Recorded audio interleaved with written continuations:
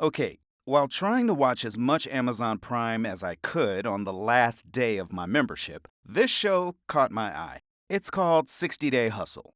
It's kind of a cross between Shark Tank and Chopped. It's hosted by Rudy Maurer and features the owners of 12 different businesses all competing for a $100,000 prize. Michelle Delamore, who's from the studio producing the show, also has a heavy presence throughout. During the 60 days, they'll constantly be pitching, selling, and, well, hustling. In addition, practical business advice will be provided, which any aspiring entrepreneurs watching also can benefit from. On day one, we meet our competitors. They are Tiffany and Nikki, owners of Went There Love That, a travel guide and itinerary service. Marcus, whose business, Marcus Alexander, designs footwear. Sididra, who owns a hair extensions company called Atabang. Kayleen, who owns skincare products company Mas Vida. Eric and his candy company, Saturday Sweets. Avija, owner of Viju Beauty.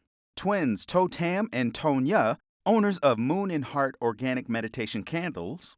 Dario, whose Dinosaurus sells a lot of things with dinosaurs drawn on them. Mehmet, owner of Turkish dessert maker Mosaic Cakes. Fancy, owner of the Simply Fancy perfume line. Kiara, whose company Chi Chi Foods makes a chickpea-based oatmeal. And finally, Joshua, owner of J. Butler Golf Apparel. It's obvious that this show was intended to highlight young business owners. And I'm not just saying this because I'm 100 years old, but I really wish they had a more diverse age group. People starting businesses in different stages of their lives will have different perspectives, and I think that would have been more interesting to watch. The group is assembled to meet Rudy, who informs them of the first challenge. They'll have 5 minutes to write their business plan on a napkin. It's a big idea broken down into a plan. This was reminiscent of Southwest Airlines, who famously was sketched into existence on a cocktail napkin as well. Once the business plans are written, each entrepreneur then gets 60 seconds to make their pitch.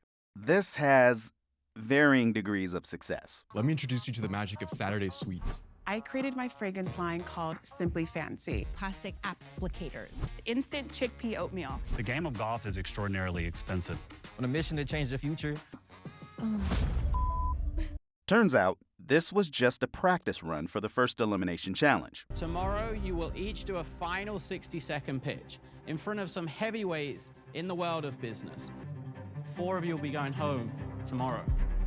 Before each challenge, an outside expert is brought in to give the competitors some tips. Today, it's Matt Easton, the founder of Easton University, the most effective sales coaching system in the world. After giving a class, we get a teachable moment, so as viewers, we get in on the learning. The goal of any pitch is to have that person ideally walk away understanding your vision so that they can tell other people about it. Matt gives out both sage advice. The first thing you have to realize is nothing sells itself. And motivation. Do you guys feel it? All right. And the fired up group leaves to prepare for the challenge. Day 2 arrives, and the group shows up to present their pitches. All right, it's pitch day. I'm nervous as hell. 2 guest judges arrive, along with Michelle and Rudy, who informs the group of a twist. You actually only have 30 seconds. And with that, the pitches begin. But man, 30 seconds is not a lot of time to get your business plan across. Retail. It's about It's 30 seconds. You gotta treat this like a YouTube video and get right to the point. The judges give each presenter some feedback or follow-up questions. Actually, I'm not sure I understand the business. How do you plan to monetize this? How are you planning on tackling that messaging? How do you differentiate your perfume? Make sure part of your marketing isn't you're bloated after one piece. And we get a few more teachable moments. Give us facts, give us stats. Everybody has an idea. There's a big difference from an idea to a plan. It's great that you think that about your product. You should. But if you're going to tell me that, then make me understand why it's the best or why it's better than something else. The judges confer, then are set to make their cuts. 4 people are going home, right off the bat. And the show does a dumb fake-out attempt where they call out 4 people. Moonheart, please step forward. Masvida, please step forward. Marcus Alexander, please step forward. And Chi-Chi, please step forward. Only to tell them, You 4 have made it through to the next round. totally unnecessary. You don't need to resort to those cheap reality TV tricks. Anyway, out of the remaining 8, the judges pick 4 more to stay. Nikki and Tiffany. Sadidra with Atabay. Joshua, I think you presented incredibly well. Thank you. Dario. And we have our cuts. Mosaic Cakes, Saturday Sweets, Simply Fancy, and Bijou Beauty. 4 cuts on day 2 is harsh. But this does demonstrate a harsh reality of the business world. As an entrepreneur, one of the things you have to have is really, really thick skin. You know, when things are going great, you're really never as good as you think you are. And when things are going poorly, you're probably not as bad as you think you are either. Although I admit, I was kind of hoping somebody would go all American Idol on us. I don't even care. They don't know what they's talking about. Next time they hear about me, they's gonna be like, we was wrong about Stewie. Cause that's gonna be huge. That's gonna be bigger than every one of all y'all's. The 8 survivors get treated to dinner with another mentor, and that's day 2. It's day 3, and our group arrives via a stylish, slow-motion strut. Get used to this. You're gonna see it a lot. Today's focus is branding, and the group is shown a video of a focus group giving their first impressions of all their products. Okay, I was not expecting this. Okay. I like that. Feels like my hair. Ooh. I love the detail. But this is just not doing it for me, really. This would be good for camping, too. It's $90 for this whole thing? I put that in the like pile.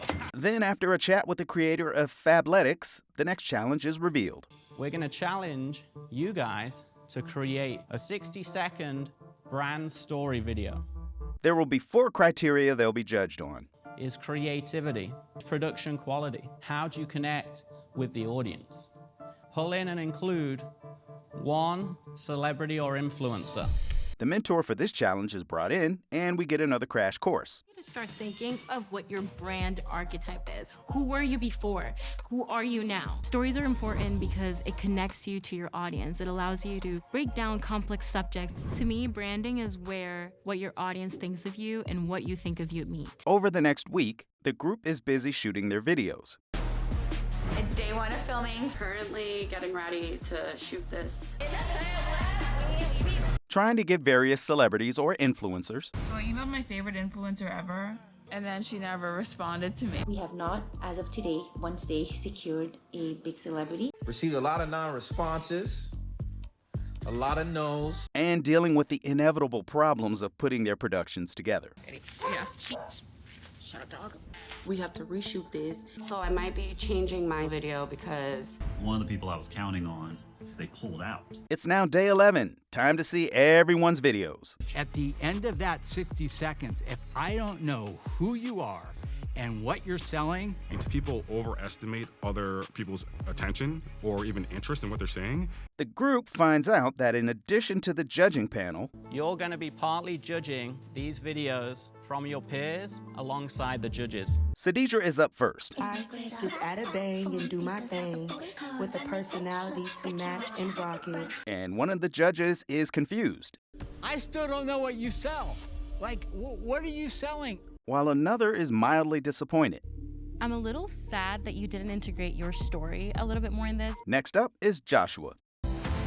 J. Butler Golf is more than luxury golf apparel, because no matter what walk of life you come from, it only takes one person to believe in you. You.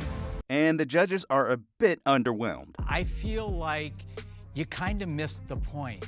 But your brand story video should be about you. Then we get Tiffany and Nikki. Remember we used to dream of traveling together? Who get a lesson in telling their story. You gotta get to the point faster. No one's gonna get to the end. Next up is Kayleen, who goes in a strange direction. Gather round, children, for a story of Mas Vidas past. Clean green products, a true eco-charm. And gets eviscerated for it. That was painful for me to watch. The execution was very poor, in my opinion. I just genuinely had no idea of what was going on. Less is more, and in this case, I want you to do so little. Now we get Marcus. Marcus Alexander, the future of heritage footwear. Who also fails to wow the judges. You are not Absolute Vodka. Nobody knows you yet. Dario takes a swing at it next. My name is Dario. I've been drawing dinosaurs my whole life. Hi, I'm I'm Mayan Lopez from Lopez vs. Lopez. Kids plus dinosaurs equals magic. To which the judges respond in a lukewarm fashion. Appreciate it. Great job. Thank you. The Moon and Heart twins are up next. Scan, breathe, manifest. And are also admonished for their time usage. There's a framework you can use to get to the point quicker. You were past halfway before I even knew what the product was. Kiara is up last, and she definitely hit the mark on finding celebrities and influencers. I was eating oatmeal every day, but still felt tired after eating it. So I found a replacement, something high protein, lower carb. It was a can of chickpeas. I am obsessed. Chi-Chi is the best breakfast ever. The judges were all impressed as well. To me, you nailed it. The story's great. The visuals to it are great. You hit it out of the park. Yeah. It was perfect. It's time for the cuts, with the first 4 to make it through being selected by the judges. Kiara. Sadidra. Moonheart. And that is Dario. But the remaining 4 businesses all have to vote on who they think should go. Unfortunately, it's a 4-way tie. Mainly because Joshua voted for himself. I would rather go down as a leader that sacrifices myself to ensure that others can succeed. I'm not sure I'm following his logic. You're in a competition. Exactly how is voting yourself off showing leadership? Since it's a tie, they all have a chance to change their vote. And in a clear act of revenge, Kayleen changes her vote to Marcus, who had voted for her earlier and apparently incurred her wrath. This is enough to tip the scales, and Marcus is sent home. What got me, though, was her trying to act like this really tore her up. So I changed mine to Marcus, but I feel so terrible. Girl, please, you knew exactly what you were doing. He voted for me, so I wrote his name down. Episode 3 starts on day 14, and the focus is on... There are 7 spots on the floor, numbered 1 through 7, and each business has to claim a spot. It's then revealed that the numbers represent how many hundreds of dollars they will receive for the next challenge's budget. Then we get an unnecessary twist.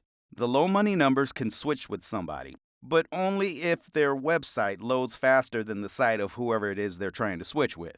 This is too gimmicky and kind of dumb. Why can't they just roll with their original choice? And while I'm complaining, I want to add that I don't love Rudy as the host. His voice is very stilted and monotone, and he has an annoying habit of pausing after every couple of words. So that number is going to be the marketing budget we are going to put you head-to-head in this challenge to see if you will get the larger budget. It makes it a little difficult for the viewer to stay engaged. Anyway, it turns out that everybody gets to multiply their number by 5 for their actual budget, and their task is going to be a live product launch that you will be streaming as a virtual event. And as always, they get a mentor first. This time it's... Hi, my name is Chris Doe. I'm a recovering graphic designer, and I have this really big mission, which is to teach a billion people how to make a living doing what they love. Who gets right into it. The most important thing they should get from doing this live event is to speak about their products and solutions in a clear and compelling way. The group finds out they'll be in direct competition with one other business. Going head-to-head. What does that mean? You don't know what that means? They all get the next 6 days to prep, which brings us to day 21. Elimination Day. The first streaming competition puts Jay Butler Golf against Dinosaurus, with each getting 10 minutes. Dario gets off to a rough start, having to wait 2 minutes before anyone joined his stream. Wow, no one's here. Joshua has his challenges as well, losing his feed midway through.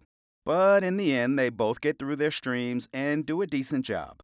Next up, Moon and Heart versus Went There, Loved That.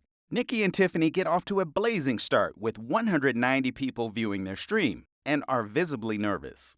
Went There, Loved That was a trip because they were so nervous. They were making me nervous watch them. Moon and Heart, on the other hand, have influencers helping them, but never let them say anything. You cannot bring 2 people on stage and not talk to them. Both duos get through their 10 minutes, which leads us to the next face-off, Kiara versus Sadidra. Sadidra's approach to her stream is to dance. A lot. Come on, stop dancing and sell me. Talk to me. What is the product? Kiara, on the other hand, puts on a whole-ass variety show. In the end, neither one of them really hit their marks. We got a whole lot of drop it low, spin it round. Don't overcomplicate this because it gets very uncomfortable for someone to watch a train wreck. Since there was an odd number of contestants, Kayleen had to compare her numbers to the average of everybody else. But she dropped the ball during her stream after starting relatively strong. Amazing, guys. Yes, make sure you're clicking that link. I don't think she knows what to do next. You know, when you're doing something live, most people don't watch the entire time. She also made a huge mistake. I did not drop the freaking products. The new products, I didn't drop them. I know, everybody's like, where is the product? This is kind of like leaving out a basket ingredient on Chopped. Time for the results, and Dario slaughtered Joshua by nearly $6,000.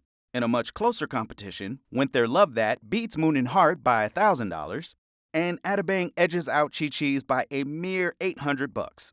Mas Vida needs to beat the group average and doesn't even come close, earning a paltry $545 in revenue. That earns Kayleen a spot in the bottom 4, along with Moon and Heart, Chi Chi's, and Atabang based on total revenue. But Jay Butler. Kiara, you and Chickpeas? Moonheart all make it through, leaving Kayleen and Mas Vida as today's elimination. That brings us to day 28, where the focus will be on sales. And after another slow-motion entrance, we learn that one half of Moon and Heart is absent. Because my twin sister is in Jamaica, but I'm holding it down. Are you serious? You're going on vacation with $100,000 on the line? How could you even relax with the competition on your mind? The rest of the group is instructed to make one sale of their product as quickly as possible, leading everyone to call friends and relatives to buy something as a favor. I ended up going with my friend, and I'm like, I need you to buy something, anything. He's like, all right, I'm on it. Again, what is the point of this? How is begging your bestie to buy something relevant to anything?